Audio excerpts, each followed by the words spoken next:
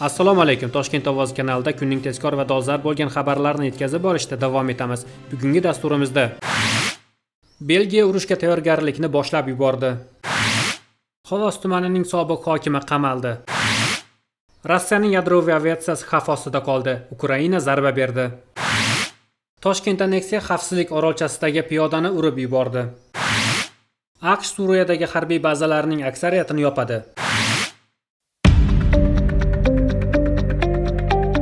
AQSh Suriyadagi harbiy bazalarning aksariyatini yopadi.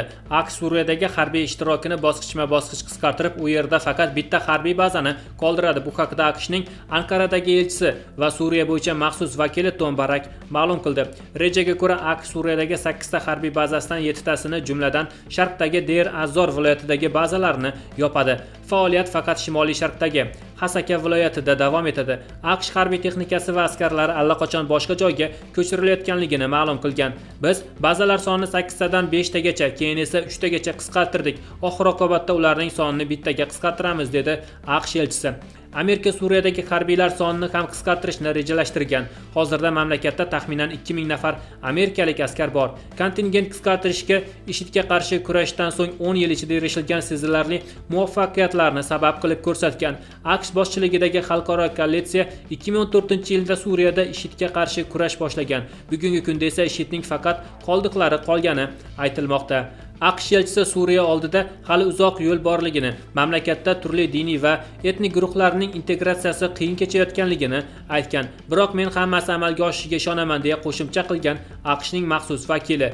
2024-yilning oxirida Suriyadagi Hayat Tahrir ash-Shom guruhi boshchiligidagi qurolli kuchlar mamlakatning yirik shaharlarini, jumladan poytaxt Damashqni egallab, prezident Bashar Asad rejimini ag'darishga erishadi. U va otasi Suriyani 50 yildan ortiq boshqargan edi. Asad oilasi bilan Rossiyaga qochib ketadi. Hayat Tahrir ash-Shomning sobiq rahbari Ahmad ash-Sharaf Suriyaning yangi prezidenti etib tayinlanadi. U g'arb mamlakatlari bilan munosabatlarni yaxshilashni boshlamoqchi ekanligini bildiradi. AQSh va Yevropa ittifoqi may oyida mamlakatdagi siyosiy o'zgarishlarni qo'llab-quvvatlash maqsadida Suriyaga qarshi sanksiyalarning bir qismini bekor qila boshladi. Ukraina Rossiya aerodromlariga jasur hujum uyushtirdi. AQSh prezidenti Donald Trampning Ukraina bo'yicha maxsus vakili Kit Kellogg 3-iyun kuni Fox News telekanaliga bergan intervyusida Ukrainaning Rossiyadagi harbiy aerodromlarga uyushtirgan hujumini juda jasur harakat deb atadi. Uning so'zlariga ko'ra, bu harakatlar mojaroning keskinlashish xavfini oshirishi mumkin. Ukraina taslim bo'lmasligini va mardonavor kurashligini ham ta'kidlab o'tdi. O'rgimchak to'ri operatsiyasi. Eslatib o'tamiz, 1-iyun kuni Ukraina O'rgimchak to'ri nomli maxsus bo'lgan operatsiya doirasida Rossiyaning 5 ta harbiy aerodromiga 117 dona dron yordamida hujum uyushtirdi. Bu hujum natijasida Rossiyaning strategik aviatsiya samolyotlarining 34% zarar ko'rdi. Ukraina xavfsizlik xizmatining ma'lumotlariga ko'ra, zarar ko'rgan samolyotlarning umumiy qiymati taxminan 7 milliard dollarni tashkil qiladi. Hujumlar Rossiyaning Beliya, Tyugelova, Ivanova, Oleniya va Ukrainka aerodromlariga qaratilgan. Ukraina prezidenti Vladimir Zelenskiy bu operatsiyani Rossiyaga diplomatik muzokaralarga qaytishga majbur qiluvchi kuchli signal deb hisoblaydi. Uning so'zlariga ko'ra, Yevropa va AQSh Rossiyaga qaraganda yaxshiroq qurollarga ega va Ukraina kuchli taktik qarorlarga ega. O'rgimchak to'ri operatsiyasi buni isbotladi. Ukrainaning O'rgimchak to'ri operatsiyasi Rossiyaning harbiy salohiyatiga jiddiy zarba berdi va mojaroning yangi bosqichiga o'tishga sabab bo'lishligi mumkin.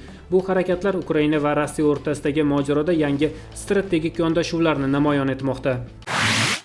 Xovos tumanining sobiq hokimi qamaldi. Uchqun Kamolov 2020-2023 yillarda Xovos tumanining hokimi bo'lib ishlagan. U davlat va jamiyatning manfaatlariga katta miqdorda zarar yetkazganlikda ayblanib, jinoiy javobgarlikka tortildi. U Xovos tumani yer uchastkalarini berish komissiyasi raisi sifatida yerlarni qonunga zid ravishda tadbirkorlarga berib yuborgan. Bu orqali davlatga 15 milliarddan ortiq miqdorda zararni yetkazgan. Jumladan 144 gektar sug'oriladigan yer maydonchalarini baliqchilik, bog'dorchilik va qum shag'al qazib olishga berib yuborgan.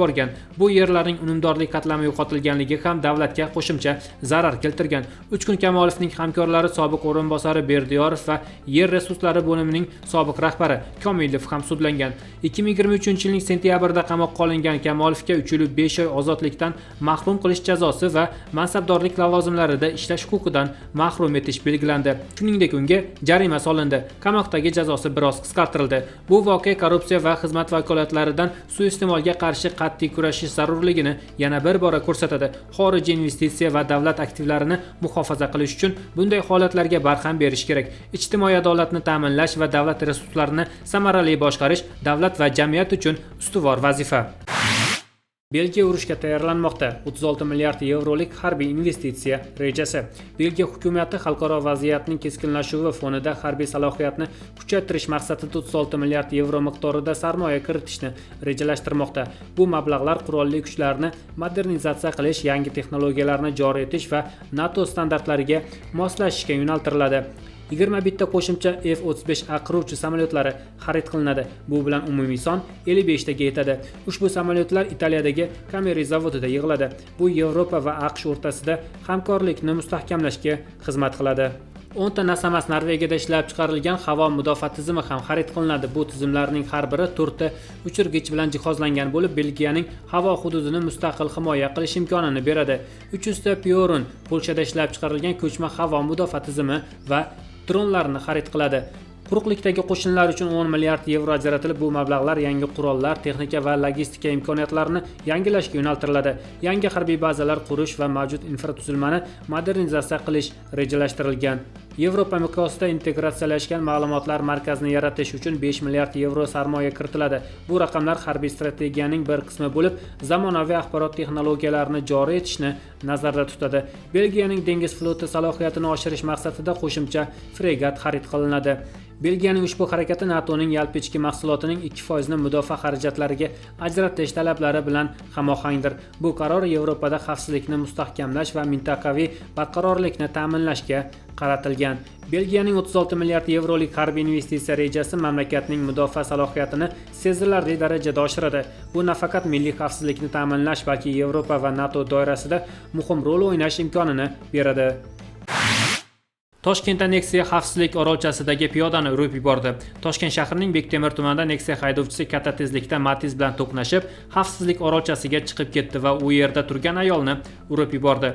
Jabrlanuvchi og'ir tan jarohatlari bilan jonlantirish bo'limiga yotqizilgan. Toshkentning Bektemir tumanida Nexia va Matiz avtomobillari ishtirokida yo'l transport hodisasi sodir bo'ldi deb xabar beradi Milliy telekanal. 31-may kuni ertalab Nexia haydovchisi katta tezlikda Matiz bilan to'qnashib ketgan. Shundan so'ng boshqaruvni yo'qotib, xavfsizlik orolchasiga chiqib ketgan. U yerda turgan ayolni urib yuborgani va daraxtni qulatgani ma'lum qilingan. Jabrlanuvchi Respublika shoshilinch tibbiy yordam ilmiy markazi Toshkent viloyati filialiga yotqizilgan. Shifokorlarning ma'lum qilishicha, bemorga yopiq bosh miya jarohati, miya chayqalishi, chap son suyagining yopiq sinishi, birinchi va ikkinchi darajali travmatik shok tashxisi qo'yilgan. Unga shoshilinch tibbiy yordam ko'rsatilib, jonlantirish bo'limiga yotqizilgan. AQSh Suriyadagi harbiy bazalarning aksariyatini yopadi.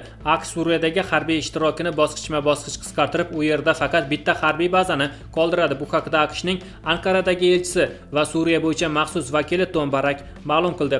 Rejaga ko'ra, AQSh Suriyadagi 8 ta harbiy bazasidan 7 tasini, jumladan sharqdagi Deir az-Zor viloyatidagi bazalarni yopadi.